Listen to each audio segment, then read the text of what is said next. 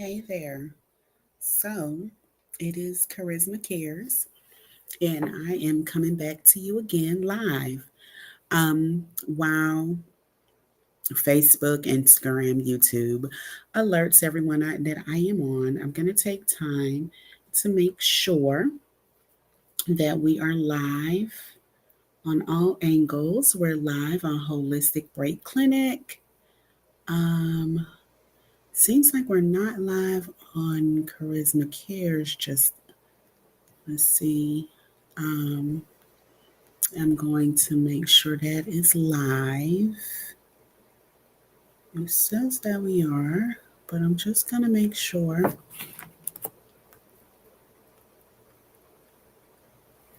Um, I'm just, oh, yeah, this is harder than it may seem.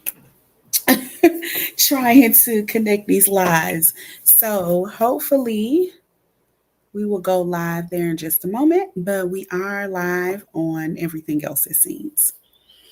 So today I wanted to, trying to figure out what I like better. So today I wanted to take a moment to speak with you all.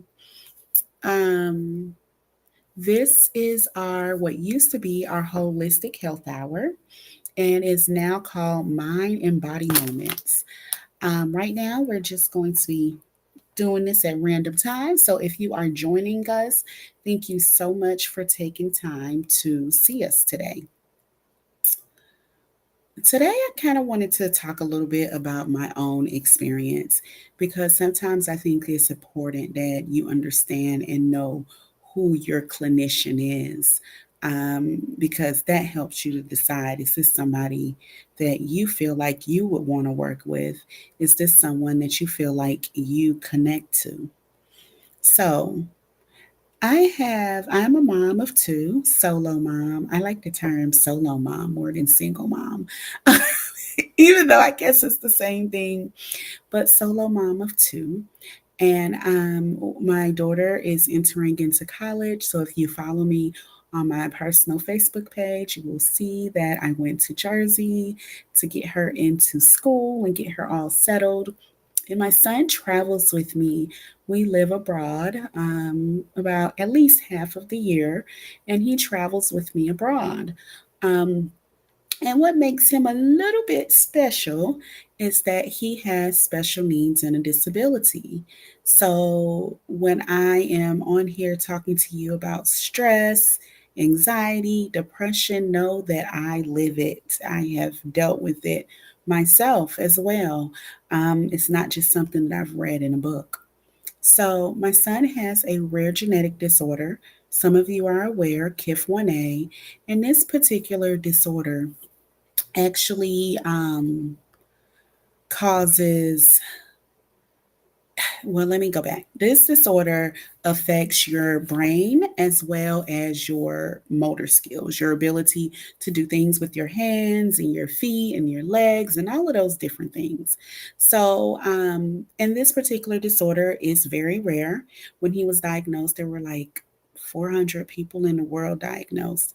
Now I think we're up to like 800 or 1,000. And this disorder actually gets worse over time. Hi, Dr. Linda. So this gets worse over time. At least that's what we've been told, is that it gets worse over time. And I made the decision that when my daughter graduated high school, I would take her, I would allow her to go to college and do what you do, and I would take him into the world and experience the world because I felt like that was best for him. Because if he was going to have decline now, I wanted to give him the world. If he's going to have decline later, I wanted to give him the world now. So we started this process 2 years ago, almost 3 years ago now. Um, we started this process. So I do make sure I come back for our doctor's appointments. And, since I've always been told that his disorder causes a decline, there's children that lose their ability to walk, speak, see, all of those different things. I've always been on edge, especially since they say it starts at puberty around 12. Last year on my son's 12th birthday, I literally cried because I was like, he's 12 now, he's going to start declining. I literally cried. It was such a rough day for me. And now, as we approach his 13th birthday, we just finished going to his doctors. He has about 10 doctors, give or take, maybe a little less, that we see. We saw his neurologist, his orthopedist, his physiatrist, that's a doctor for movement. We've seen he has a special eye doctor that manages this condition that he has in his eyes that does have the possibility of causing blindness. We've seen a neuropsychologist, which looks at IQ and things of that nature, in addition to therapists, occupational, physical, um, and we didn't do speech therapy this time. And, we come back and we see these doctors. He may have to do Botox injections, which requires them. And yeah, Botox, like what you get in your eyes, but there is actually a good use for Botox. What it does is it paralyzes the muscle on top to allow us and the physical therapist to work on the muscles underneath. And by doing so, you can strengthen the muscles underneath that's a little deeper, um, and you're able to work on those muscles and make them stronger.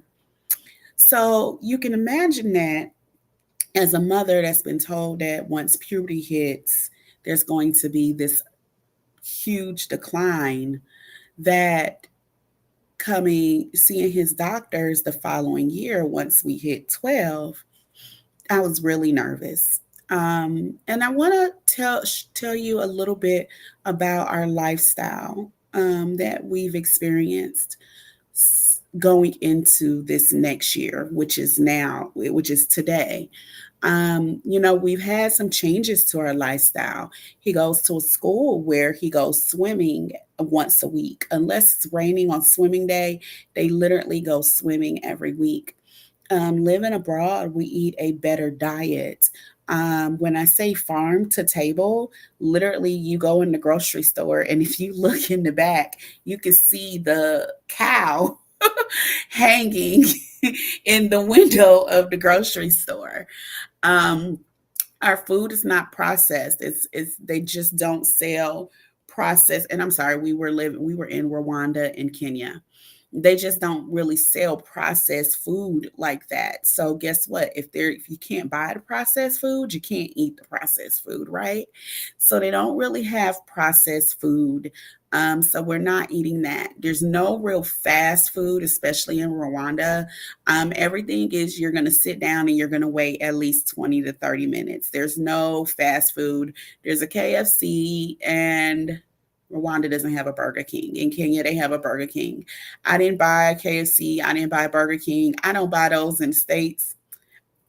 I wasn't going to buy it abroad, but I've been told that KFC is better abroad. I don't know. And then we had I have a nanny that cooks for us. And so all our foods are typically cooked.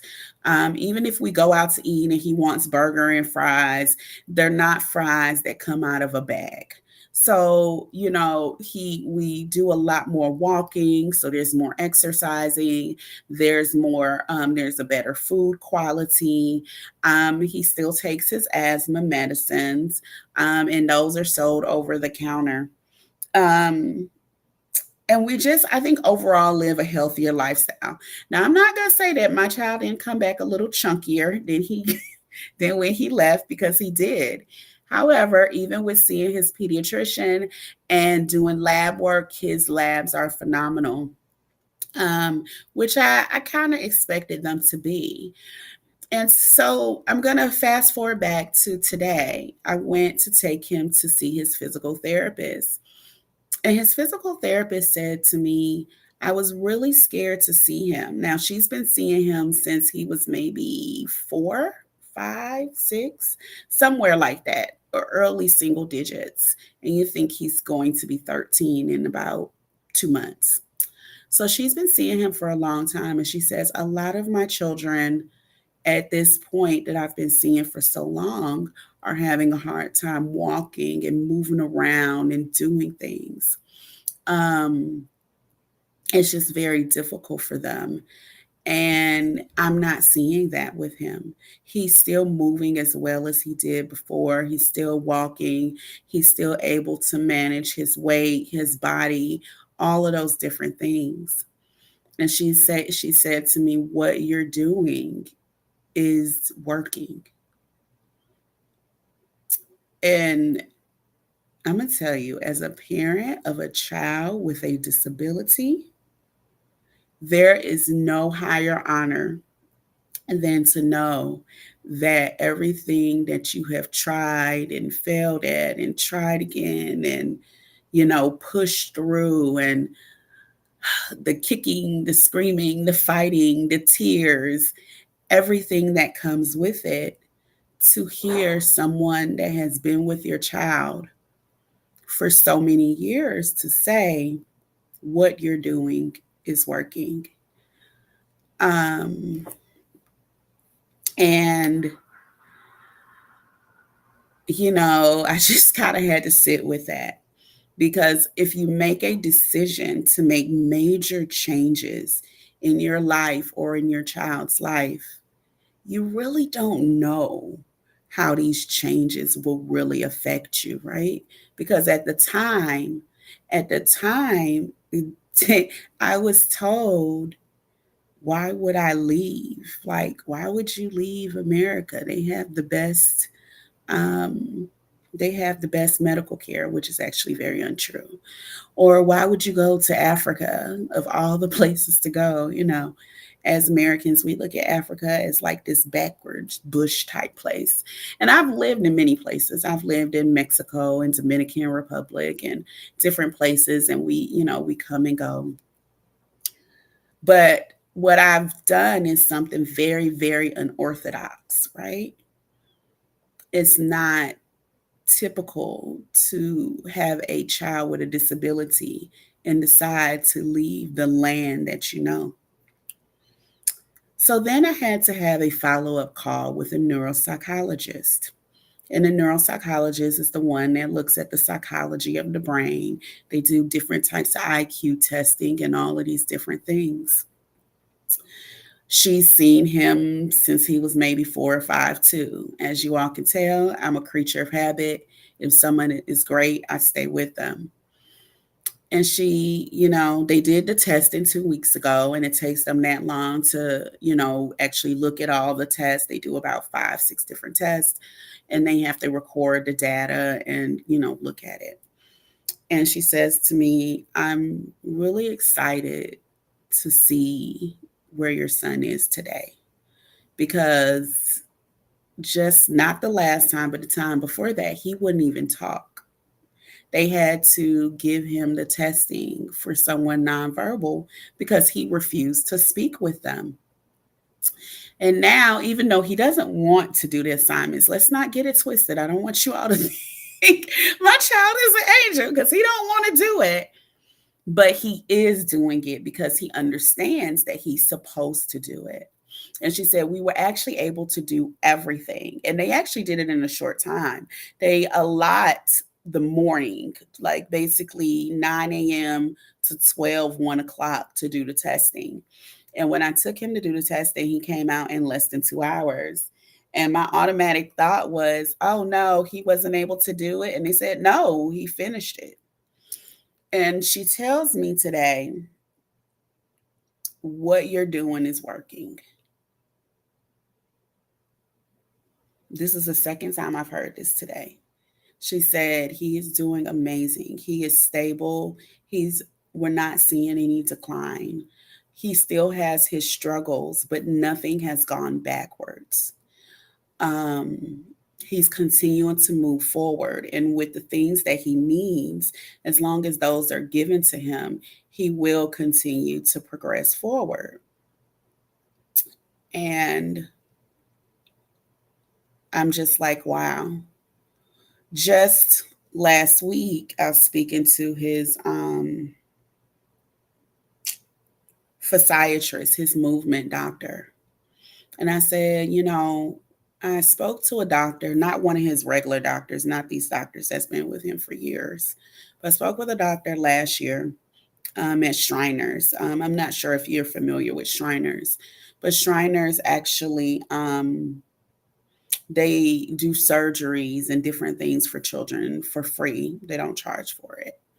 And they said to me that he needed to have his feet operated on.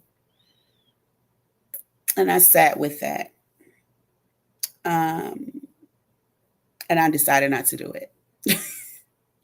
I am the parent that makes the decisions for my children based off of what I feel like is in their best interest. So sometimes I'll go with the recommendations, sometimes I won't, because I feel like at the end of the day, this is my child and I know what's best for them. And a lot of times I'll bounce the idea off of all of the doctors. I have actually had a time when my son was about 4 or 5 and they recommended a surgery that was permanent, would permanently clip the nerves in his spinal canal.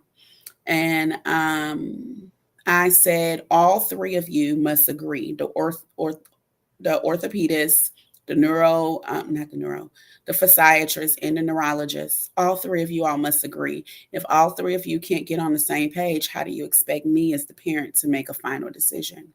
In the end, they didn't all agree. What they did agree was that since they didn't all agree, they agreed that we shouldn't do this surgery.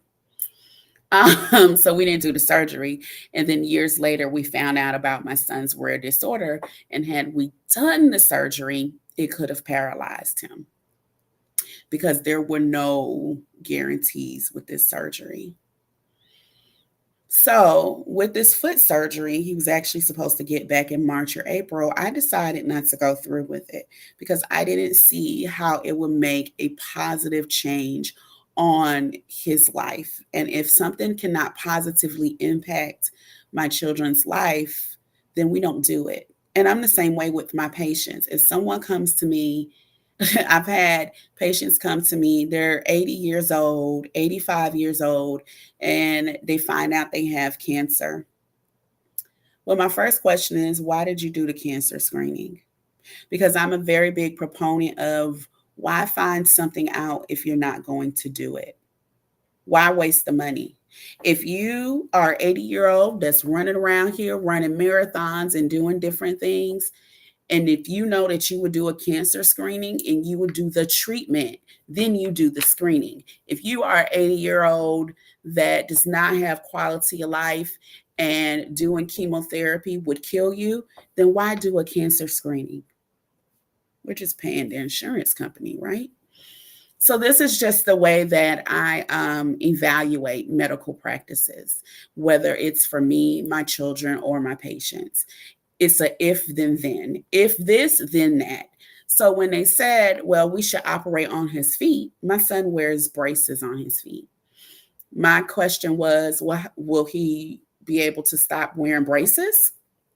Um, if he can't stop wearing braces, then why are we operating on his feet, right?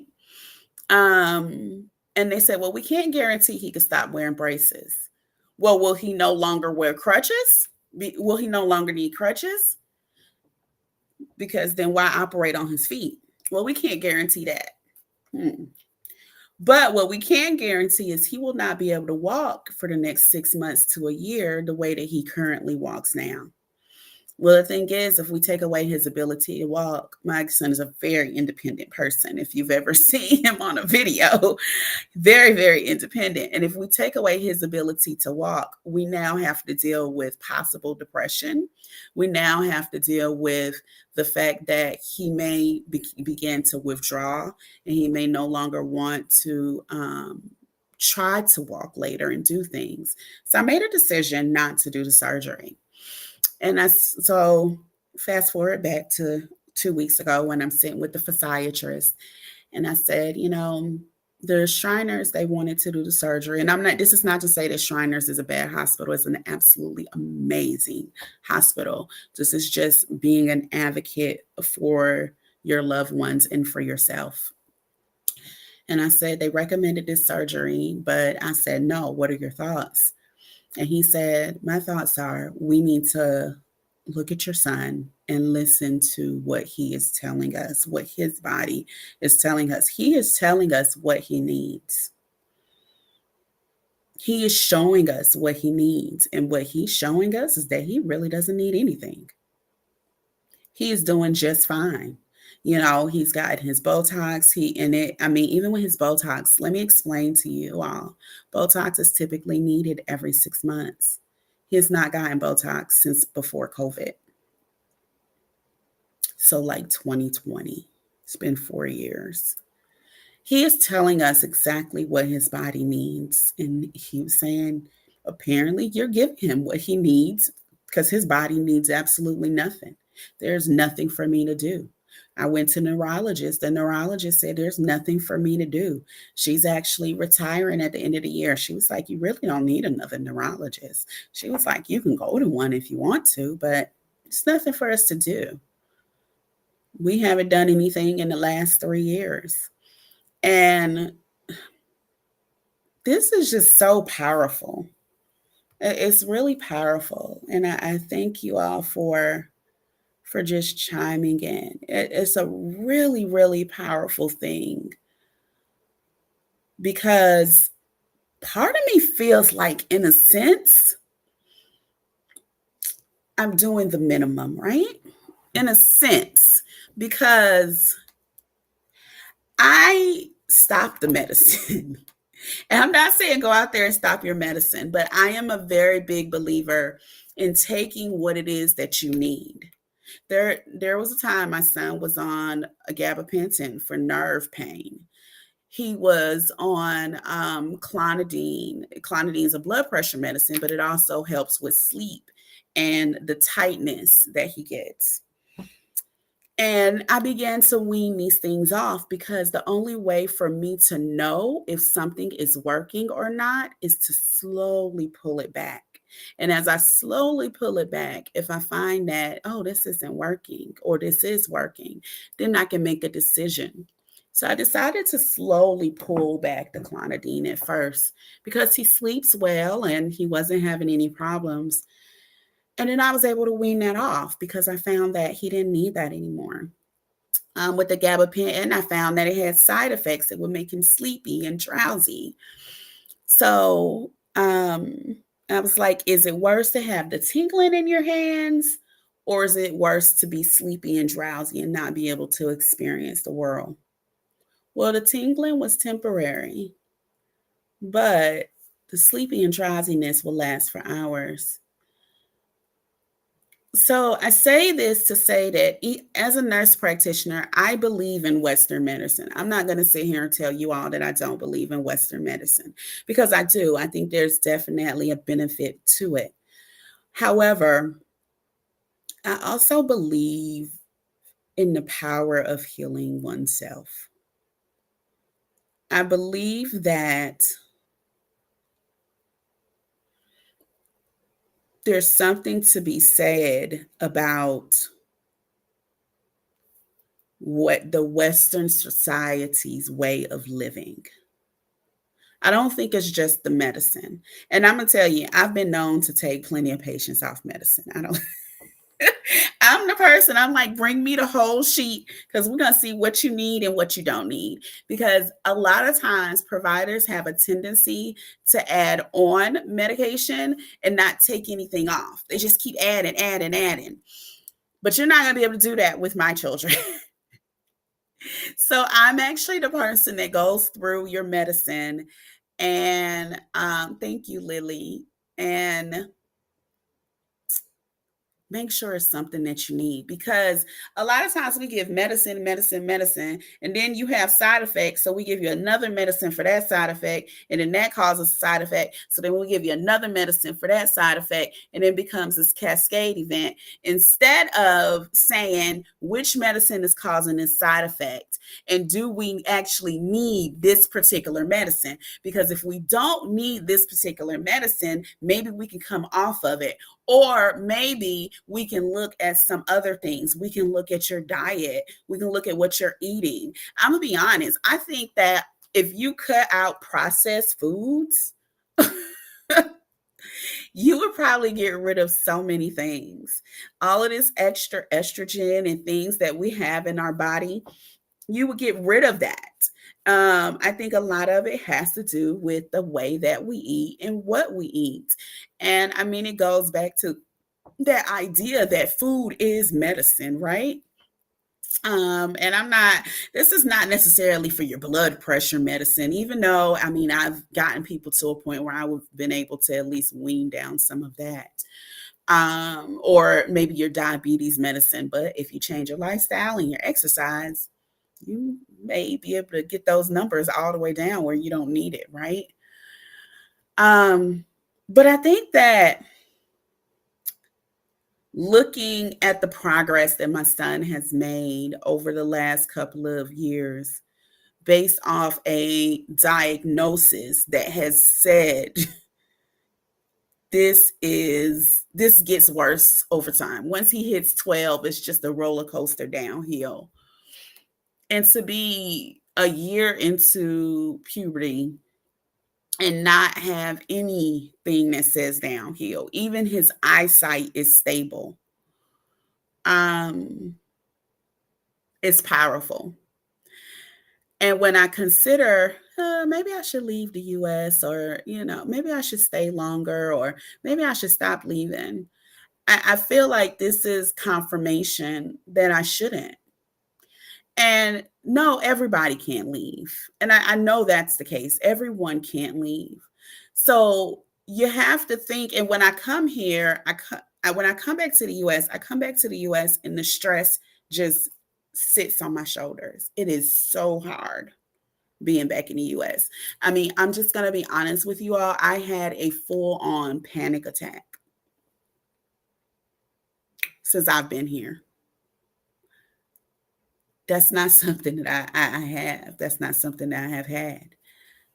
And since I've been gone, the US just, it's like the stress just attaches to you.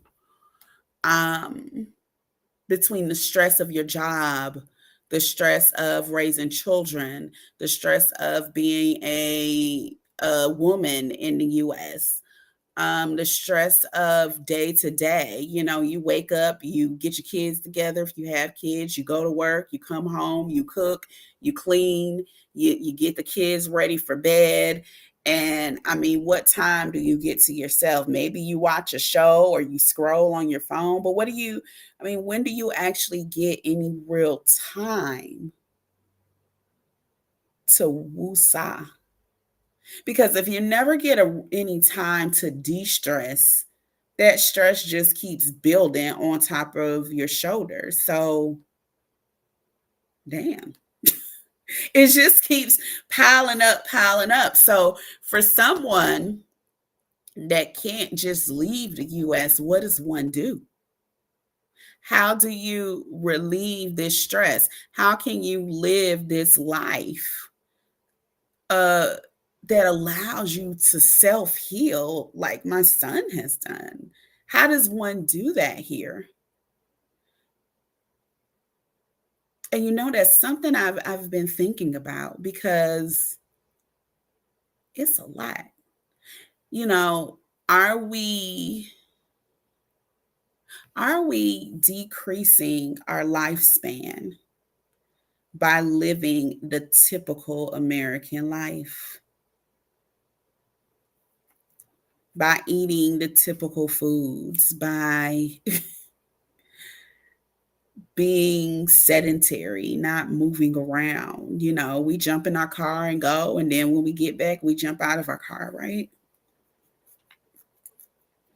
And what is it that we need to look at to what determines if we're okay and if we're not okay? With my son, I take him to the doctor and they do these tests and they check him, and that's how we determine if he's okay or if he's not okay. But it's like we don't even know. We don't even realize that there are tests to help us determine if we're okay or if we're not okay.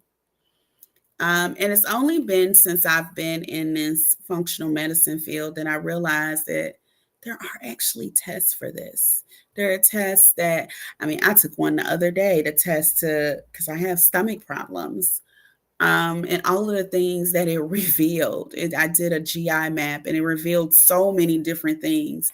And I'm coming up with this protocol for my own healing because I've gotten to a point, I'm about to be 40 in 8 days. And it's like, I got to start taking care of myself. My kids are great. My daughter's doing amazing living in Jersey. My son, I've gotten this wonderful report. He's doing outstanding. And now it's time for me. It's time to start taking care of me. And in taking care of me, I need to identify what is wrong. And in taking care of you, you need to identify what is wrong. So I did this test and it's just shown so many things that I need to work on. And I share this today just because I want you to know that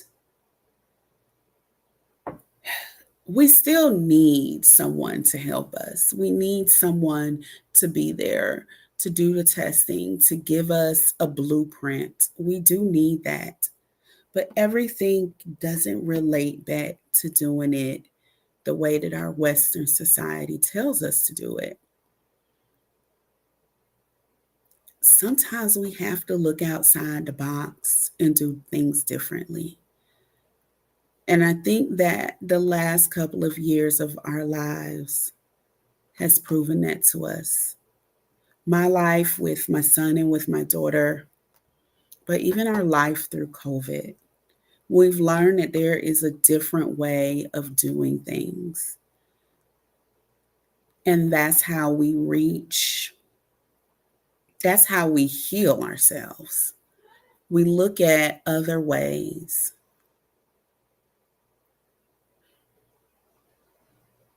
And if you feel like, man, maybe I need to start looking at some other ways, then then send me a message. Send me a message and we can start talking about it. Um, you can DM me, or if you're on YouTube, I'll send you, I'll give you um, I'll give you my email if you're on YouTube, because I want you to send me a message so we can talk about how we can make these things better. Because there's got to be a way, right? It can't just be we sit with what we're given. Some of us want to leave where we are, but some of us know that's not a possibility, at least anytime soon. As I sit here and I'm like, man, I'm ready to go. I have my own timeline to go into the next place. So, I mean, we can't always just go. Sometimes we have to sit here. And in sit here, we need to make a change. And that's what I've started doing. Like I said, I ordered my own GI map and I'm going through everything. It looks pretty bad. I'm going to tell you, there's a lot of red. So I think I have neglected my own self long enough, because that's what we do when we have children. And I recently sat down and I did in my, I have a Dear Diary section to myself. And a year ago, I asked myself some questions. Where am I at this moment in my life? What do I want to do in my life? And I think the other one was, where do I want to be? And last year, all of that focused around my children. But this year, I'm focusing it around me, because it's time to heal me and it's time to heal my health. Because I've given to my children. They are doing amazing. But it's time to start giving back to ourselves. Because guess what? If we don't, then our children are going to suffer, and all the work that we've done would have been for nothing.